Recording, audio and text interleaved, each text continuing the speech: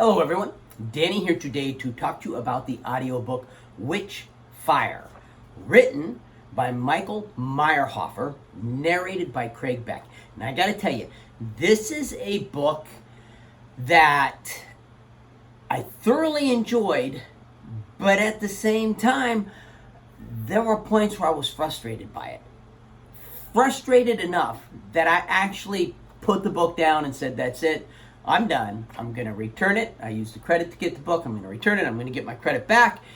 I'm just done. Problem is, then I'd sit there and end up going back to the book. What is that?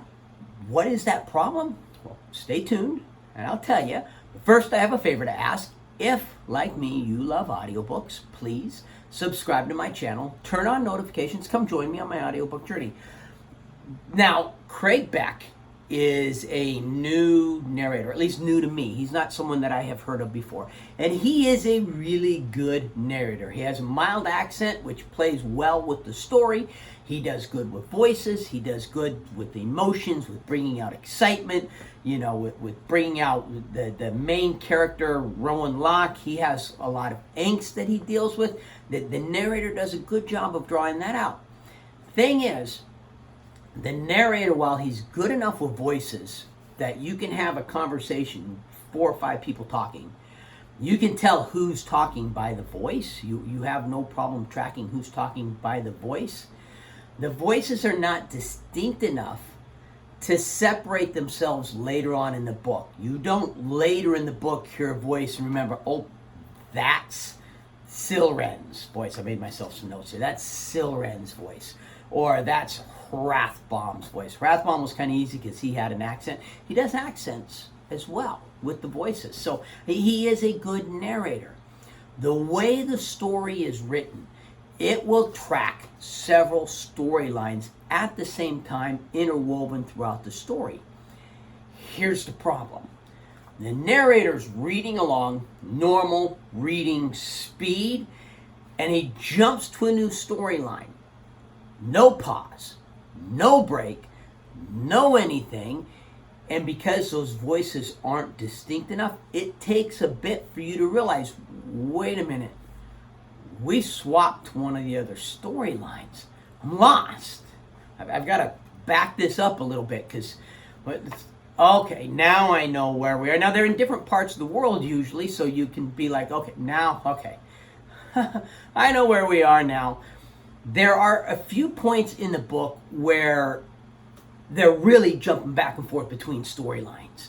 And those were the points where I really got frustrated. Okay, they did it again. He literally sounds like he's in the middle of a conversation when he jumps to another conversation, and I'm lost, don't realize they've jumped to another conversation. My wife does this sometimes. Her and I actually kind of joke about it. We'll be having a conversation. Something will occur to her, and I'm just out of the blue, she's over here.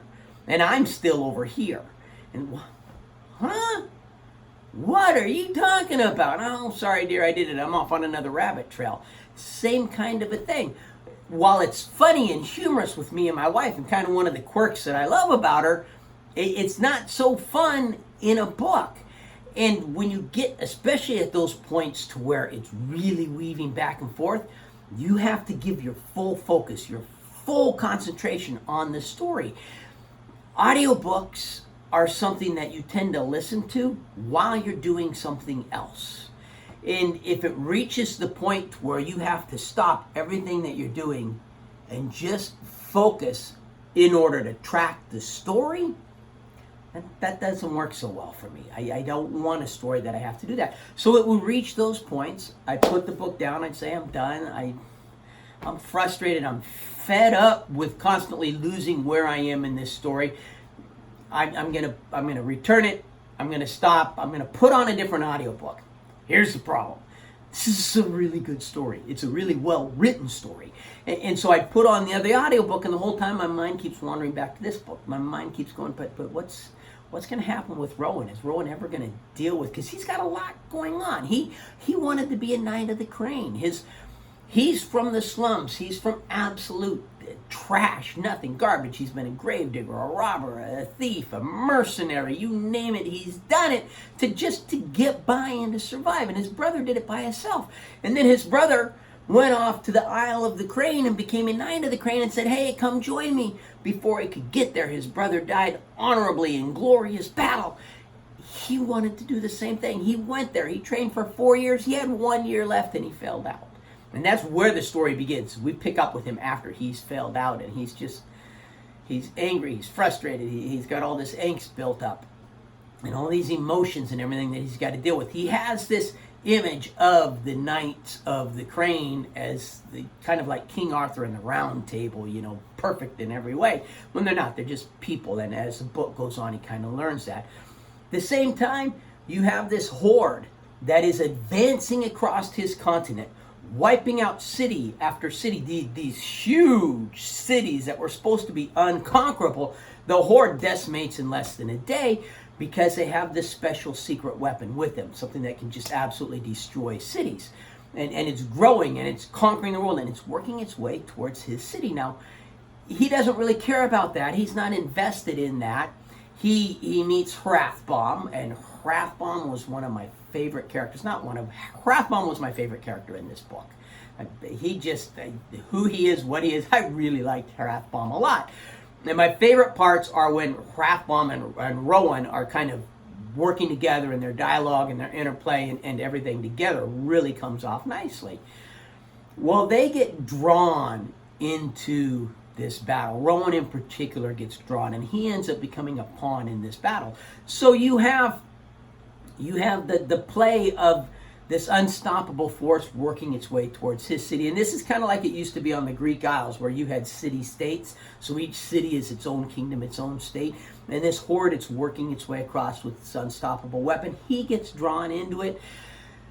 You have the Silren, who is one of the Dragonkin. So the author did one thing that a lot of authors are starting to do, and I think they do it because they want to be unique, but when all the authors do it, it's no longer unique. They change the name. So you have elves, you have orcs, you have dwarves in this world. They don't go by the name orcs, elves, and dwarves. They're the same creatures. He describes them. They're orcs, and the name, dwarves are dwars instead. What? Just call them dwarves, orcs, elves. Keep it.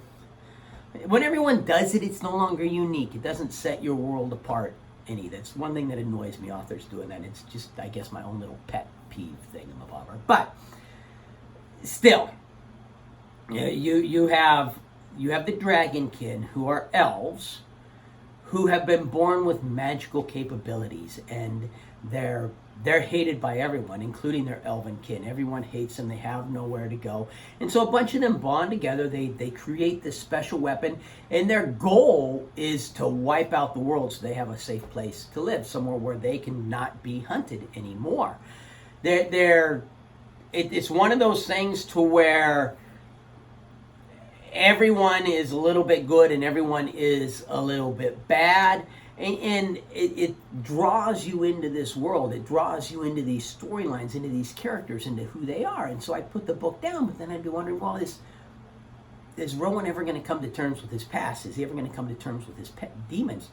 How are they going to save the city from this unstoppable force that's headed their way to destroy it? Is there going to be a romance? Is going to blossom between him and Silren? Because that kind of seems like a thing at a point in time. There's Shade, who is this killer that is trapped by the I just used the term, by the Dragonkin, and he just wants to die. Literally, he wants to die. He took a blood oath, and now he has to obey. He's their slave, and he can't die until they literally allow him to die, but he wants to die. He's tired of who he's become and what he's become.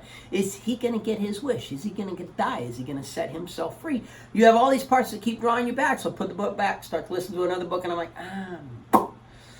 dude, I got to go back to this book because I really want to know how this ends. And so I'd end up going back to the book. I've got book 2. I'm going to start listening to book 2. I hope and pray that they fix those narration issues in book 2. That's literally my only complaint about the book, is those times when you would lose track of a story swap, and you'd be a minute into the next storyline before you realize, hey, we've completely swapped storylines here. There are some things that parents should be warned about. There are quite a few mentions of rape in the book. I don't remember any foul language. There are no sexual descriptions or descriptions of anything like that. There's a good bit of nudity in the book, although none of it is described in any kind of a graphical fashion at all. And there are some kind of dark places that Rowan goes. So there's this city, or I don't know what it is, this area where they worship dragons. Dragons have been killed out, and these people worship dragons. They think dragons are their gods, and their form of worshiping the dragons is to torture themselves. And they go and they visit this place, and it's kind of a dark, I mean, there are descriptions in there of children torturing themselves and people torturing themselves, and it's just got this kind of dark, kind of twisted feel to it that I think parents should be aware of before they have their children listen to this book. My boys, when they were younger, I would not have allowed them to listen to this book. When they hit teenage years, 15, 16, it would have been fine for them to listen to it. There's nothing in there at that point in time that I would have objected to. But when they were younger, definitely I would have felt like it was too dark in places for them. And there also is a good bit of nudity. Silren's naked through a good bit of the book. I guess because she's Elven, she just doesn't care or whatever. But you do have that in there as well. You have some prostitutes that proposition people.